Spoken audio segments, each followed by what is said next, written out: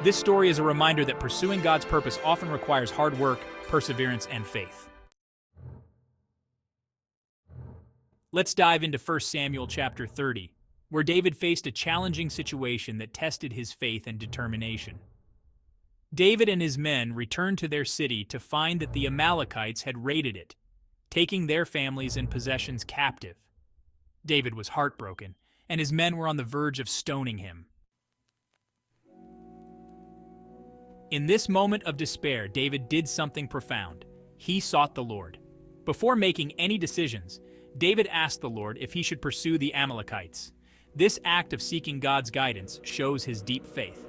David didn't rely on his own strength or understanding. Instead, he turned to God for direction. When God instructed David to pursue the Amalekites, he and his men, though already exhausted, ran after their enemies. This brings us to our first point. When God gives us a word, we must be prepared to run with it, no matter how far it takes us.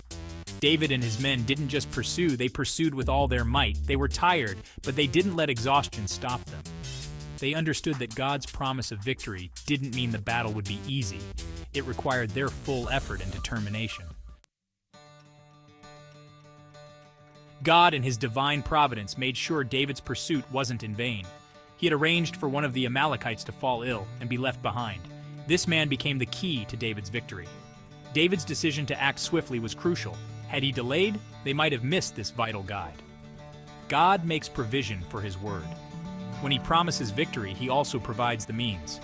But we must be diligent and act in faith, trusting that God has already arranged everything we need for our success. David and his men fought the Amalekites from twilight until the evening of the next day. Over 36 hours of intense battle. They were sustained by God's grace and strength. This teaches us that even when we are weary, God's grace is sufficient. He gives us the strength to keep going.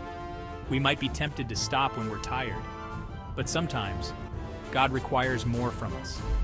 He asks us to push beyond our limits, trusting that He will sustain us and bring us victory. So what can we learn from David's experience?